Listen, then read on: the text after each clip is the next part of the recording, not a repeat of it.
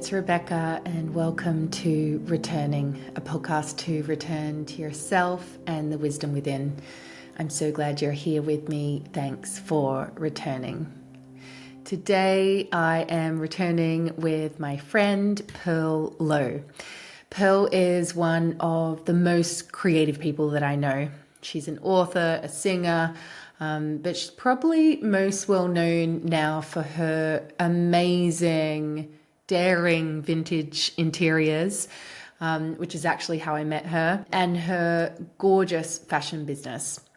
Pearl is a true force of nature if you've met her. I absolutely love her style, her courage to own her truth, and also her playfulness. This conversation has pretty much everything in it: wisdom, insight, interior design, and plenty of drugs, sex, and rock and roll. And at the end of the episode, as always, you'll find a guided soul inquiry to explore what this conversation stirs up in you. I know how precious your time is, so let's jump right into sacred space together now.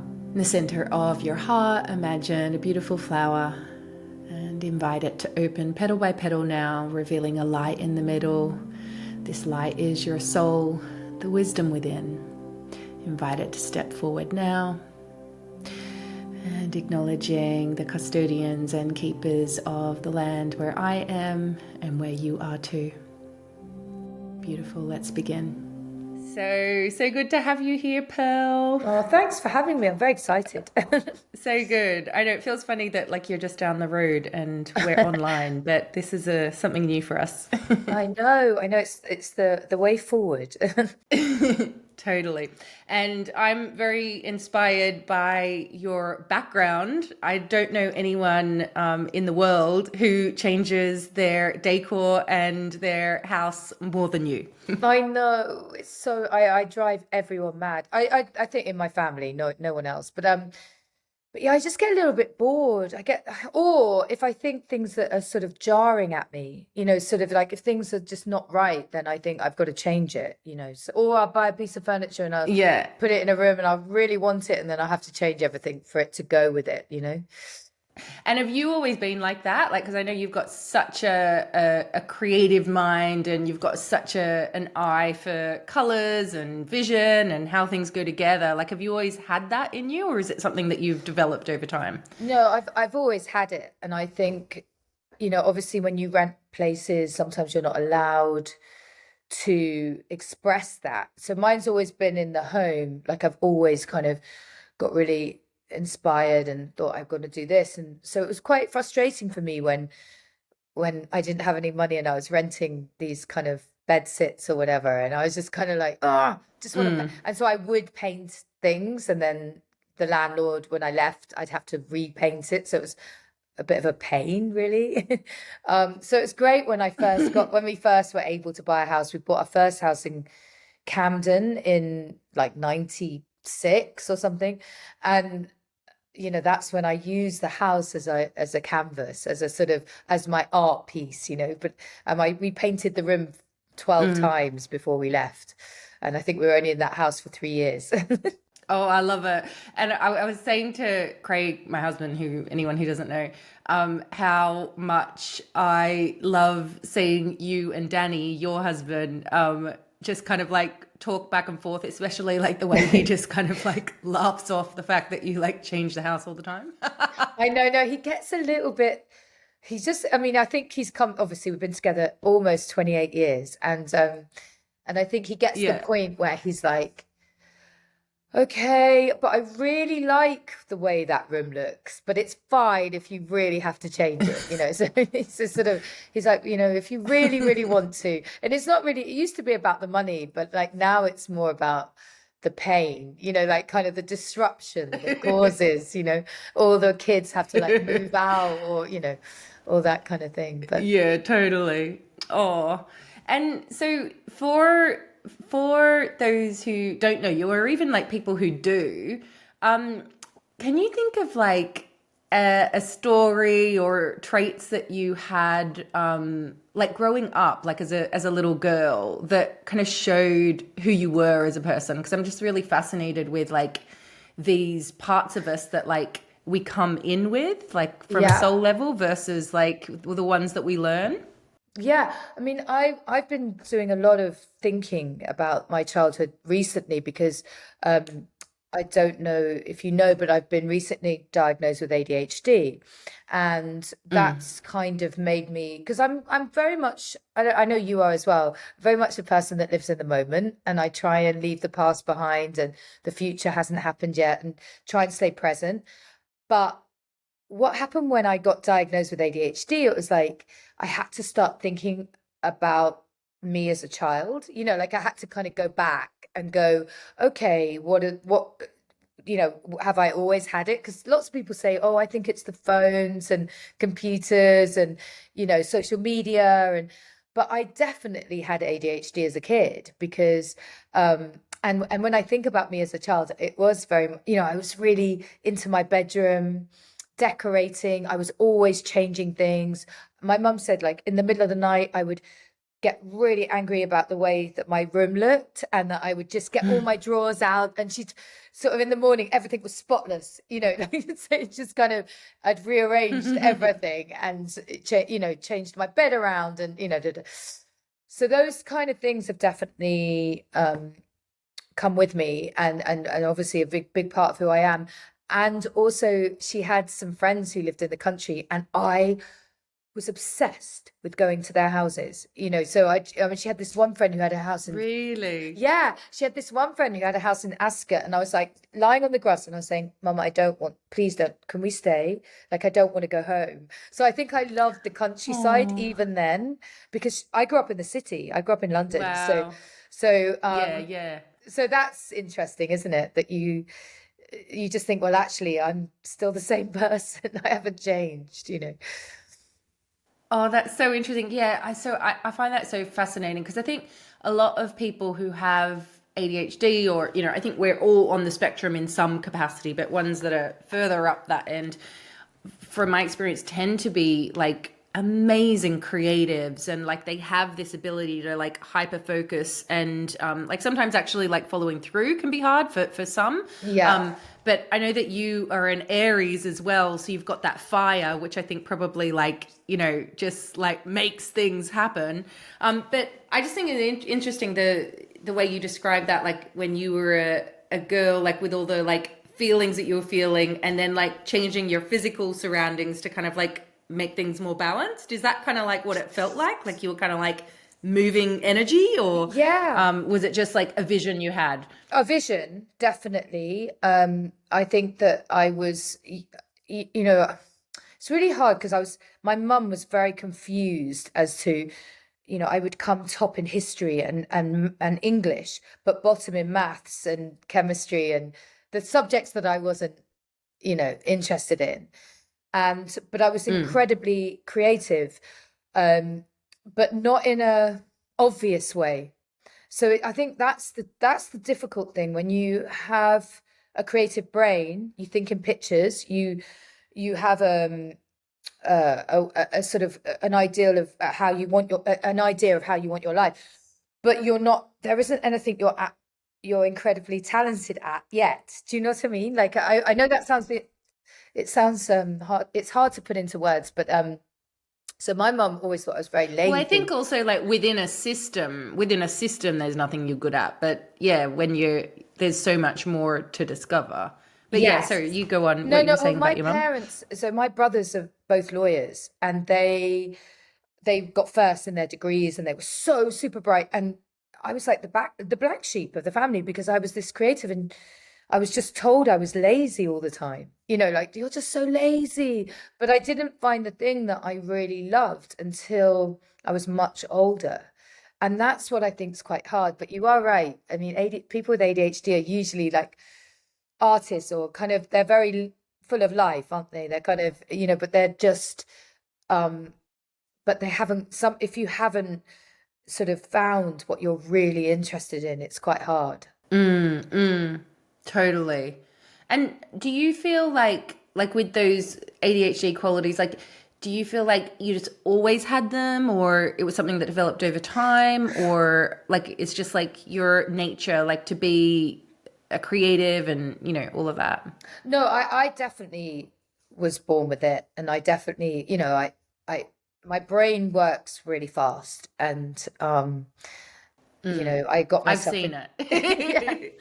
and I like multitask, and I kind of like do loads of different things, and I've always been like that. Like I've always like kind of I've been too impatient for life. Like life doesn't happen fast enough for me. Things don't happen fast enough for me. I just like, I go, and I've always been like that. Really can't queue up, can't, and it's caused some problems, especially in my childhood, because I would do silly things like, when I was really young, I got loads of tattoos that I now hate, that I'd love to get rid of, things like that. Like, I got pregnant really early in my teens, and, obviously it's amazing, but the disruption, sorry, my brain isn't working very well today. But the disruption that it caused was, quite a lot at the time, but it's great now. But, I sort of went through life as this kind of firecracker, and kind of left like sort of lots of carnage A along the trail way. of glory behind you. Yeah, I know. Then I met Danny, who's the same. He's got ADHD, and the pair of us together are just a nightmare. But we've grown up, thank God, because it was we were so immature and crazy at the time. But like, it's fine now.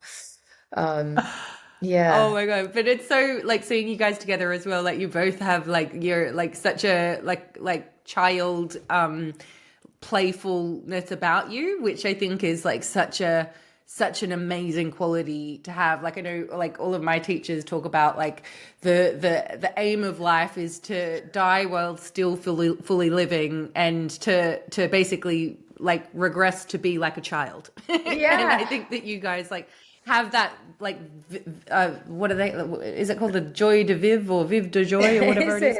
it? But you guys definitely have that like essence and like life force about you. Oh, thanks. I mean, it is, we do have a good time. Like we definitely, and obviously when we were younger, it was too much of a good time. It was just like, Yeah, yeah. and we had children. We had like lots of children that we had to kind of bring up together, and sometimes, perhaps we weren't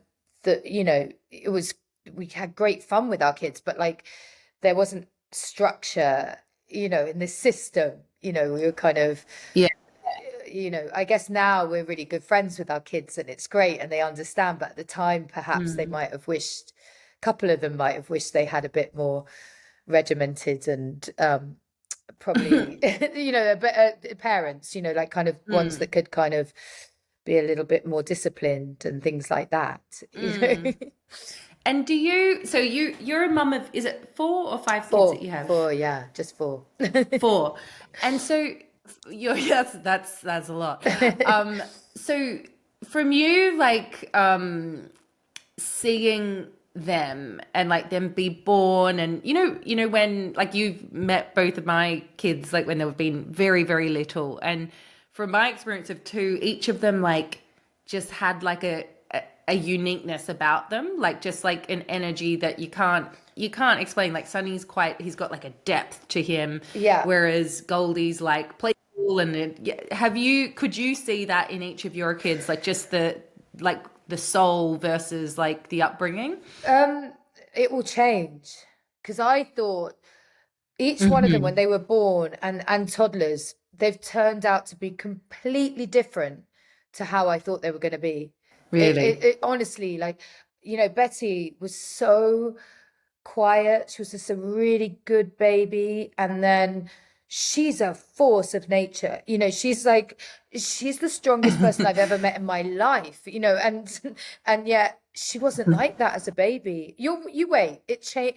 You think that you Mm, know them as a baby, mm, and then they change as a toddler, and then they change again, and then they change. It's mad.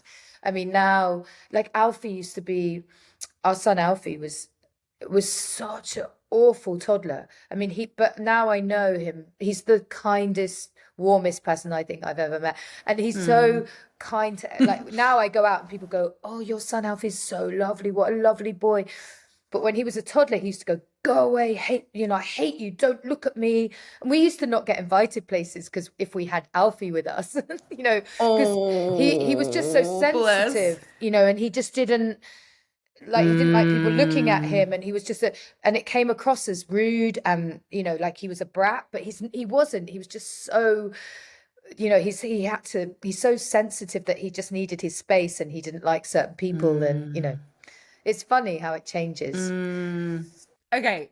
You come across as someone to me, well, I know about like all the things you've created in your life, and you seem to like throw yourself like so fully into everything. Like, have Yeah. you always been multi-passionate? Like wanting Yeah. yeah. But usually in the wrong, when it gets misdirected, like, so when I was younger, I know, so, as you get older, you get to learn like what works and what doesn't work, and you do it again and again. It's a bit like Groundhog Day, you're like, okay, well, I'm going to change that because that will work, And I think that when I was younger, it was like I had all this passion, but I kind of misdirected it. Do you know what I mean? Like I kind of put it into, socializing, or like, and I was kind of, I got into, obviously I was a singer for a very long time, but I realized that actually singing didn't make me very happy.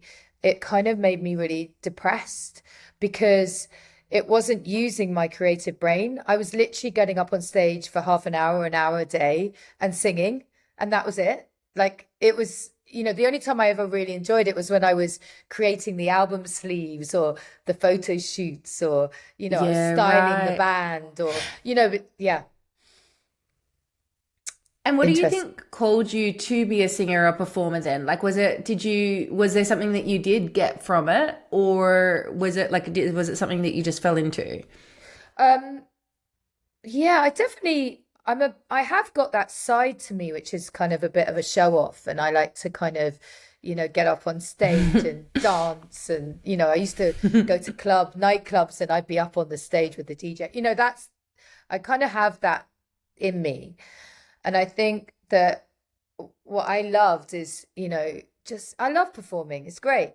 But it's all the other stuff. It's like getting on a really ugly bus, traveling up and down an ugly motorway, going to the like service station, hanging out with loads of blokes, it was so many other things that came with it that I did not enjoy. In fact, 24 hours, like, well, no, it's not 24, is it? But like, I don't know, however many hours you are on the bus, and it's just not my thing, really. It was Yeah, I know just, what you mean. Like the actual like end result of like actually being on stage is like a fraction compared to like all the things that you kind of need to do in order to do the thing.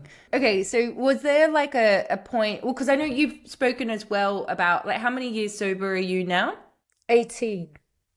18. It's a very Wow, long that's time. amazing. Yeah, Congratulations. thank you. And like, was it like you deciding to be sober? Was that something that kind of like happened in an instant and lots of things moving up, or was it a long thing to come to? What was your journey with that? Yeah, I kept doing a year sober year because I had kids and babies. It was a really tough life to maneuver, trying to be on tour. My husband was in a band they were really successful at the time, and then it was like, then we get nannies, and I didn't really want nannies to be bringing up my children, and I just felt really guilty all the time. And my band wasn't very successful, so I was just like, what am I doing? And then as soon as I got sober, everything changed because I started to follow my bliss. I started to listen to my gut, and I started to just do things using my creative brain. And that's when things started working out for me. Just in the sense that, I was really loving, designing and, having my own website, and I got to be with my children all the time, every day, which was great. And I never had that guilt, of being away. Mm, totally. I totally get that. Yeah, I think it's definitely something that I'm like a question I'm constantly living into, like how to be the mum I want to be while also like honoring what lights me up and honoring like my purpose, and then you go, oh, well, if the kids choose the parents, if you go from that perspective, then you're like, well, don't like not do what you want. But yeah, it's finding that balance, I think, is so tricky. No, you do it really well, because what you're doing, you're home. I literally would be, I don't know, up the country in Leeds doing a festival and my kids would be crying on the phone, like, do you know what I mean? Like, it was like, and I wasn't even enjoying it. Like, I wasn't even having fun. Yes. It was just a chore, Right. And I think work has to be fun. And you and I both, we talked about this before, which is just like, we love working. It's what makes us happy. So if we're happy, then the kids are happy, and I think, but there has to be a balance. Do you know what I mean? Like, I think that you have to, you don't want to go through life and then find yourself going, oh my God, I wasn't around for my kids. But equally, you've got to be happy as well, Yeah, your kids can't be your whole life, because I can imagine, like, then the kids leave and you're like, whoa, who am I? I mean, I think we're constantly asking, who am I? Yeah, definitely. But I'm curious with you, when you got sober and when you started your new passion, like from moving as a performer into interiors, like, was that the exact same time, or did the sober come and then the interiors, or was there overlap? There was a bit of an overlap. Like, I got sober, I started singing on my own. I started doing some solo work, and but I was pregnant with Betty, my youngest daughter, and and we moved to the country. And when I moved to the country, I gained quite a bit of weight, obviously, from being pregnant, and so I found a local dressmaker that I could, she could make up my designs for me. So I gave her like patterns for her to copy, and that's when the dresses came about. And then it just was so organic. I literally was like in Liberties and all these amazing shops. And then Peacocks asked me to do a high street collab for 3 years, which was great. And then I did, and then I got into my interiors, and it all I just became really happy. And then Danny, my husband, was, trying to get me to sing on records and things, and come on, sing on this, Pearl, because we always used to write together. But I was just like, no, I'm too busy. I've got to do this. I've got to go here. I've got to go to London. I was just so busy doing my design work that it just didn't allow me to sing anymore. And what age was that? Like, was that like 20s, 30s? What age was that? Mid-30s.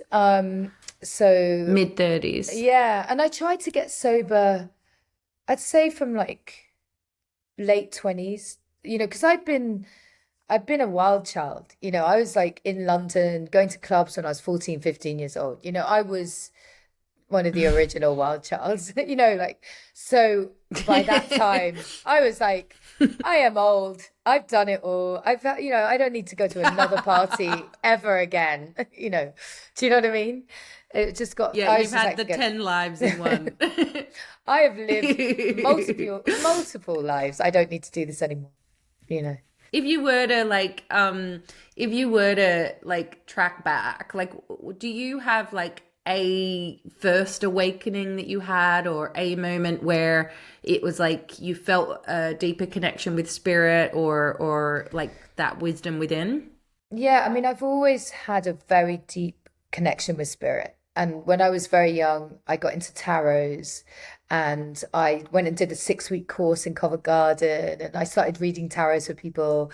I was really into it all. And but I've always been a very spiritual person. I might have just lost it when I was using drugs and alcohol. I wasn't really into alcohol, it's more drugs. And I think I might have lost my spiritual connection then, but I got it back pretty quickly when I was sober. And I weirdly, I found this, a friend of mine bought me a book by this lady called Lynn Grabthorne, and it was called Excuse Me, Your Life is Waiting. And that's the book that changed my life, because that was all about energy and following your bliss and doing the things that make you excited and happy. And that's when I started designing my curtains, and that's what got me into the design business. And that was in 2001. So it really was like that, like following what lights you up, following what makes you happy, following Yeah, what makes you come alive. That kind of like opened up the path. completely. I didn't know about that stuff. And then I got into, Esther and Jerry Hicks.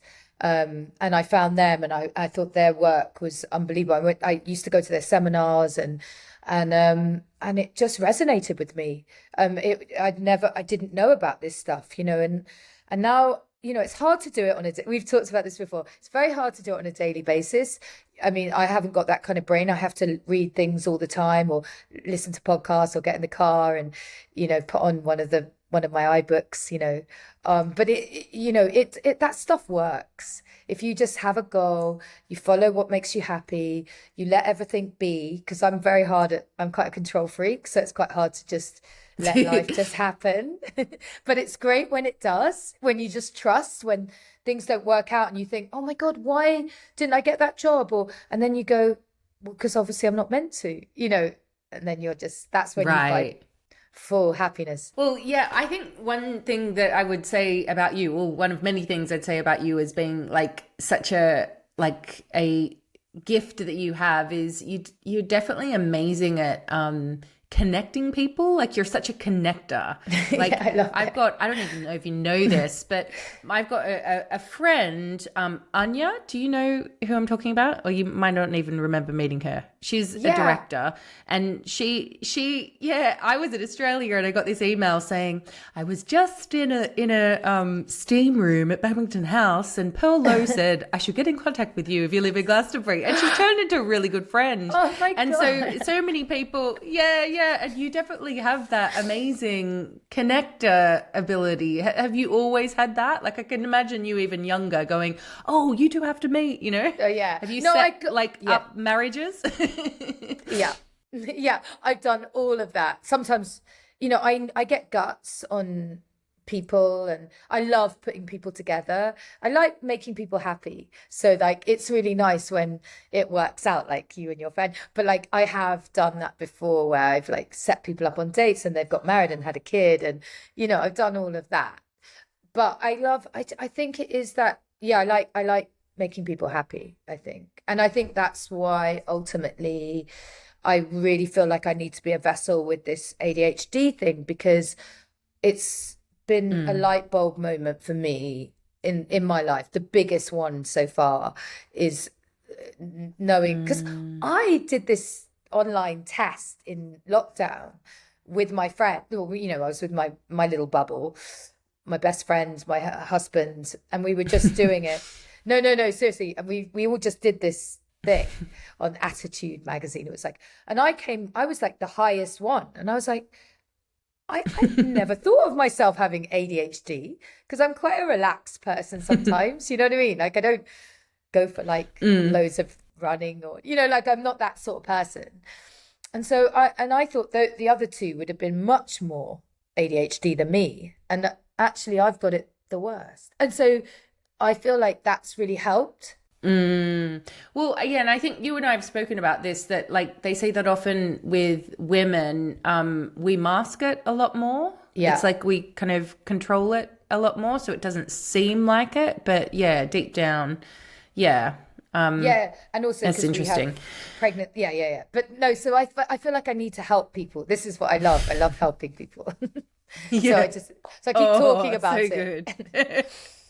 I know. Yeah, I can see also, like, because you've definitely been like, you must have been like blessed with like, getting that peacock range, and then getting into Liberties, and like and with Babington House, and like all the people you kind of meet. It's like, I think that connector thing, it's like this like amazing web, or maybe you're just an amazing manifester. But yeah, it's pretty amazing. Well, thank you. I mean, I don't outwardly go, but I get, if someone says, oh, I think I remember your friend, and I was thinking, you live in Glastonbury and you're spiritual. Oh my God, you got to meet Rebecca. Like, it's just those things that you just think. It's like an intuitive hit, I think you get. Yeah.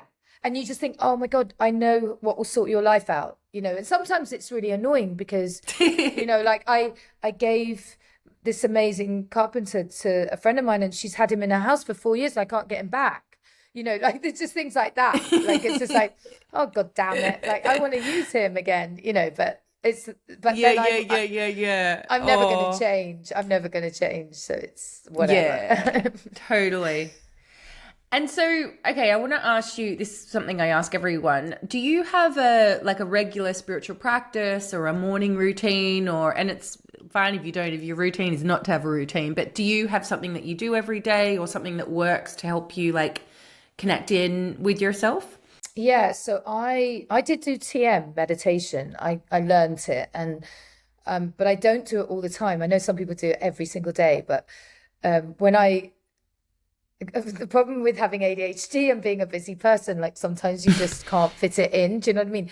But when I do remember, I meditate in the morning, or every single day I go for a swim. I mean, that's my meditation as well. So I go for a steam and a swim, and then I have, I go to work. But that's my mantra is kind of being healthy and because I always think, healthy body, healthy mind, so that's kind of what I do basically every day. And I feel weird when I don't. Amazing.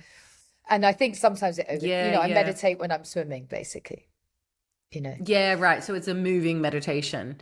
Yeah, I know what you mean. I swim a lot as well. I find it's like the best exercise to kind of like, I think it's the breathing as well. It is a form of meditation if you like consider like breath work is meditation, Yeah, and I get loads of inspired thoughts when I'm swimming. Just even things like I think, oh, I'm going to make a dress in that fabric that like it's just silly little things that come to my head, like when I'm swimming. And, meditation I love, but I honestly can't always fit it in. But I know you're supposed to, but it's not part of I love it when I do it, but it's just, I think I do it in the swimming pool as well. Totally. Yeah, that makes sense. And there's no distraction in there, is there? No, no outside, mom. So can you think of or like recall a time when, say, you received really clear guidance? So it was like you knew something, but you didn't act on it, and then you're like, oh God, I knew that would happen. Good or bad?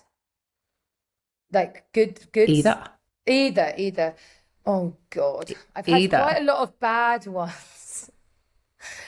I've had quite a lot of bad ones where, recently, I lost my driver's license, and my gut was, I couldn't get on because I'm not very techie, and I couldn't see how many points I had because it was just, going on the DVLA, and I thought, I know this is wrong, but I'm just going to write a check. I'm not going to do speed awareness. I'm just going to send off. And when I sent off my thing, they said you had 12 points. You're going to get your license taken away. And I knew in my gut that I just had to find someone to help me get on their website, but I just couldn't be bothered. And then I lost my license, and it was awful. 6 months, of no car my God. in the countryside. And I knew all I had to do is literally get one of my sons to help me on the, I can't get into their website. I don't know how to do this. And then I just thought, oh, never mind. I'll just write the check and I'll just not do the speed awareness. And yeah, it was fun. It wasn't fun, but things like that. And do you know how you like receive your guidance? Like, do you like have visions, or do you just have like a knowing, or is it like, do you hear or a feeling? It's really funny. I get like a I start sort of talking when I really feel something very strong. And I try and get my voice heard because obviously we're quite a big family. And I start sort of talking in this very high pitched voice. Like it's almost like it's not me. Like I'm going, we have to do that, but it goes like an octave higher. Like I'm just like, it's weird. It's like, it's almost like a voice coming in and just saying, I have to do this, and when everyone's like against it, a decision. And sometimes I feel really pushed. It almost is like someone is pushing me to do things. And equally, I get it because I write every night. And it's it's sort of creative writing. So it's just like what I've done in the day. Sometimes my lovely dad passed away a few years ago, and so I write to him. I write letters, and it's just whatever I write. And when I look back at my writing, it's so similar. Like some things that I've written that I wanted to do are still there. It's almost like, I'm being told to do things and I don't act on them. And then literally years later, I'm like, okay, I'll do it. You know what I mean? It's like, it's almost like in your writing and you can see it written down. You're like, okay, no. Silly things like, I don't know, designing coats or something, but it would just be back there. Yeah. And then you're, 4 years down the line, haven't done it and you have to do it, Oh, that's so interesting. Well, because I think like writing and journaling, and whether you're writing to your dad or writing to your guides or writing to yourself or just like venting the feelings within, like I really see that as a form of spiritual practice. It's definitely something that like I've needed to do to like empty all the stuff that I'm carrying around in my head. Yeah, that's what happens to me. Do you think you hear it as you're writing it, or because I'm just curious because you're a singer and yeah, I write my problems down. I've got this book. God help anyone. I mean, I've literally got to burn them one day because sometimes, honestly, if I ever pass away, my kids would be horrified.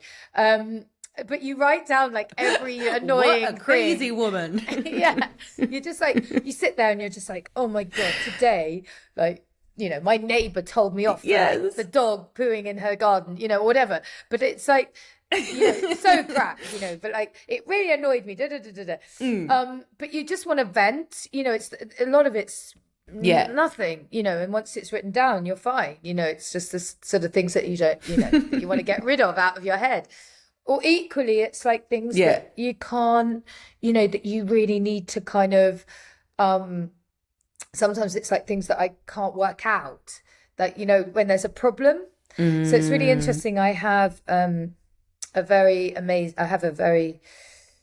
wonderful friend who's psychic, who's often, if I talk to her and I say, look, I've got this problem, she says, well, if it's going around in your head, Pearl, then that means it is just obviously it's not right, like if and now I understand that if I'm really stressing about something, then obviously it's not meant to be and it's not right if I'm thinking about it. Do you know what I mean? Because so it's like you're trying to figure it out rather than be in the flow with it. Yeah, exactly.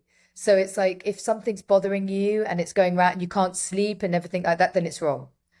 Then you can't do it. Do you know what I mean? Like, I'll use an example. Just for instance, if I want to buy a flat, like at the moment, I'm looking for a little place, and I saw something and it was just bothering me, and she's like, well, it's obviously not right, because you'd know in every core of your being that it would be, that's the one.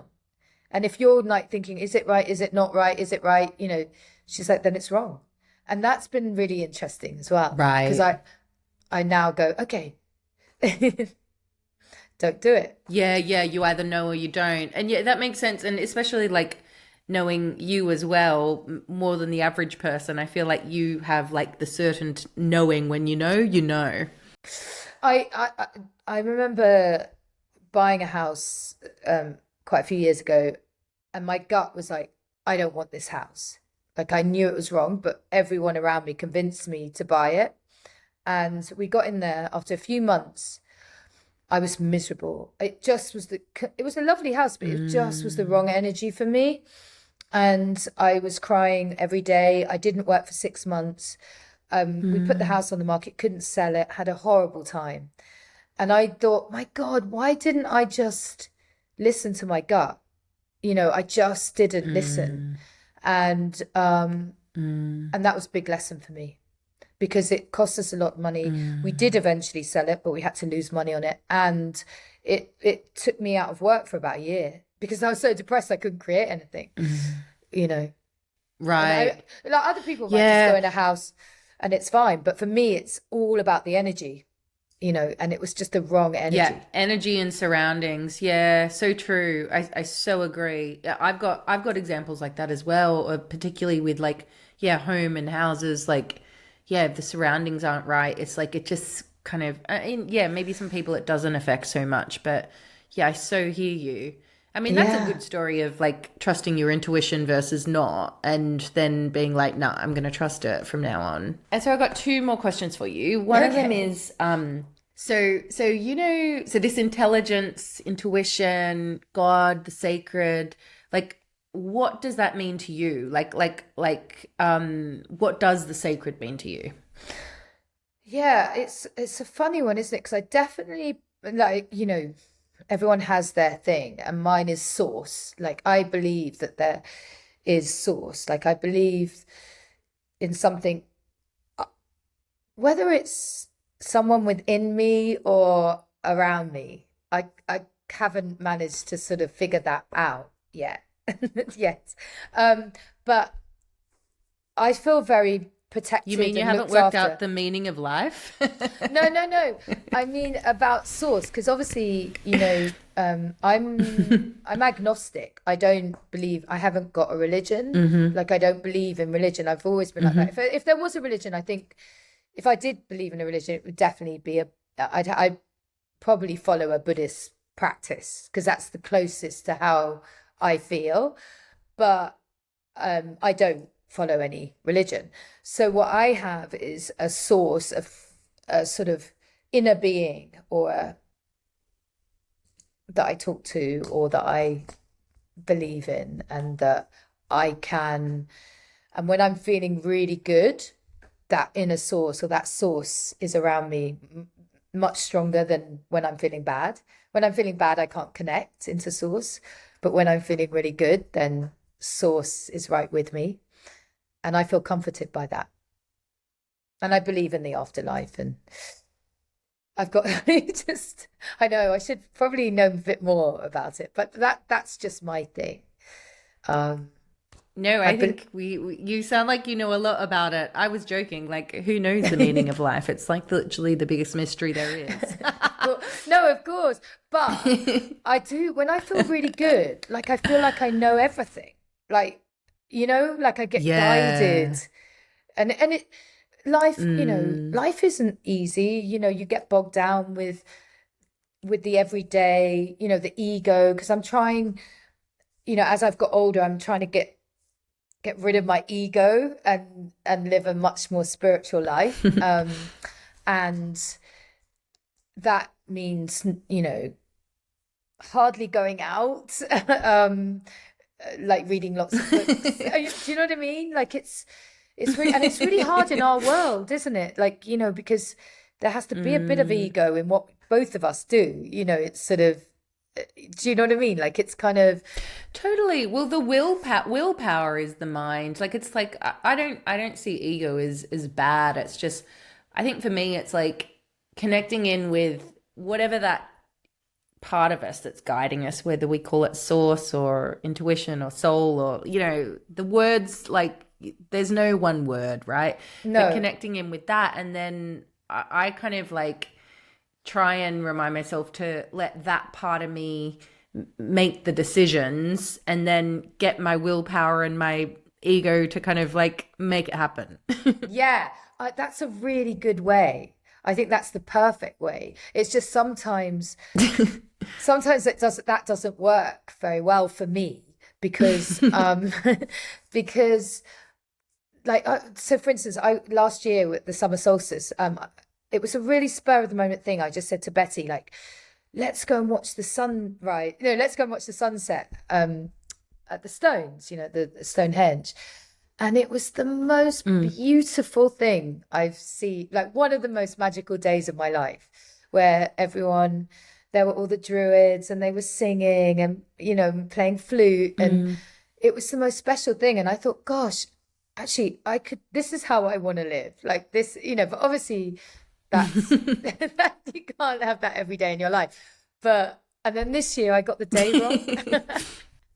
And I was like so upset. I got the day wrong. Were you early or late? I was late. I watched the news, and I was like, no. What? It was last night. I thought it was tonight. So annoying. I was so angry with myself. But it was so beautiful because I think that maybe I'm a real hippie at heart. Like I just think that's where I'd be very happy. Not to have any, You just to live totally are. Well, I also think it's interesting, like we've joked about this before, about because you're such an amazing antique shopper, and like I all of a sudden, after, like, without realizing it, started collecting Mother Marys and Black Madonnas, and I didn't know that I was doing it, and I didn't know what was happening, but all of a sudden I'm like, I got like 50 of these things, and I swear you have almost as much as me. I think so. I've stopped because this is the thing. I've had so You've many. stopped, yeah. I had way too many in my life, and it was getting really out of hand, and they were sort of everywhere. And so I stopped. I mean, I can't remember what I've got into since then. Oh, like I'm quite into the domes. I've sort of replaced it with the domes. The domes. Hold on. Oh, the ones with the stuff inside them, or Yeah, the stuffed domes. I keep buying them, and they're like everywhere. the Like stuffed domes. the stuffed animals. I've actually got a Our Lady of Guadalupe stuffed dome. You've got what? You've got it. Oh, which one's that? I've got a. It's like a Spanish, no, a Mexican Guadalupe stuffed dome. Yeah. Oh, that sounds amazing. All right. But what does Mother Mary mean to you? Or it's just like an antique, cute little thing? No. I've got so many. Honestly, I love her. Like she's for me protection. So like, if you believe, I think if I put her around my house, then I've got protection. And actually, yesterday I sold one. It was one in a dome, and when she was leaving, I was like, oh, maybe I shouldn't have done that. Like she's been with me for a long time, and everything's been really good since I've had her. So like, I was a bit like, oh, that's okay. That's okay. She'll go and protect someone else, But yeah, do you know what I mean? Do you feel like that? Is that how you feel about them? Yeah. For me, well, at first I think it was like I just felt like love. Like, yeah, I guess that's like love, protection, compassion, support, and stuff. And then when I started like studying it a bit more, like when I did the rose oracle, for example, I like discovered so much about like the rose being a symbol of the feminine, and particularly in Europe where we had like the burning times at the witches and all druid all of that kind of stuff, like our ancestry, basically the wisdom ancestry, goddess ancestry. And I discovered that Mother Mary was this like figure of the goddess that was allowed to be worshipped. And so now for me, Mother Mary represents, like, she's like, I kind of feel ancient goddesses behind her because she's the one that has been worshipped because of all the persecution that happened. Like she was the only one that we could. So I kind of see her as like, she's holding all of that ancient stuff from my perspective. Yeah. And it's, I don't know, for me, all antiques are just things. So when I go and find a Mother Mary, if she sings to me, like, do you know what I mean? Like I'll just go, oh, she's so beautiful, I've got to have her. Like she's gonna, she's gonna sing, and she's gonna be like this wonderful, I don't know, energy in my house, like that's what I love about her. But I have so got sweet. popes and like you Black Madonnas and you name it. I mean, I have one room that has so many in it. I think it'd be like quite scary to sleep in there. It's just like so many. There's just like I in fact nobody sleeps in that room. It's just like it's probably too scary for everyone. I know, but it's like so funny. But they are beautiful. But I love the fact that you've got into collecting because it's great doing that. It's a fun thing to kind of get a collection. All right, and then final question that I ask everyone is, what returns you to yourself and the wisdom within? Singing. I love singing. Singing always returns me to myself. I love, obviously I don't do it professionally anymore, but I often, I don't know, I just feel one when I sing. And I just love the feeling of it. And Yeah, I just love singing. I sing wherever, usually when no one's listening, but it's my favorite thing. So, and in the car, I love Amazing. singing in the car. Loud music. Yeah. Amazing. Brilliant. Well, thank you so Oh, much for your thank you. time. Can you Thank you. share, like, I don't know, like you're always working on many things, but is there something that you're working on at the moment that's like really lighting you up that you'd like to share about? Yeah, I mean, at the moment, or as always, I'm always doing lots of different collections and kind of designing all sorts of things. And um, so I've got Hmm. like autumn that I'm working on at the moment. I'm always really super late in comparison to other people. But I'm doing like coats and I'm going, kind of getting into the 20s vibe at the moment. And I'm really kind of working a lot. Like I'm going to do another book. So I had two books, Faded Glamour by the Sea, but I'm about to start shooting another one, which I'm very excited about, and because we did like a trilogy, so it'll be the third one, and I want to write. I've got really, I'm on a mission with this ADHD thing, and I just really want to, I don't know, get to the bottom, like, of it, like to kind of help people because 40% of people have addiction, have ADHD. So it's kind of Right. not really spoken about. And I feel like I want to Hmm. explore a little bit more on that and, see what things can, on my journey, what's helping me through it, and seeing if I can Mm. inspire or help other people with it. Yeah. Oh, that's so amazing. Yeah, I'm sure a lot of people will just, yeah, appreciate hearing what works for you and, yeah, all the things you learn along the way as well.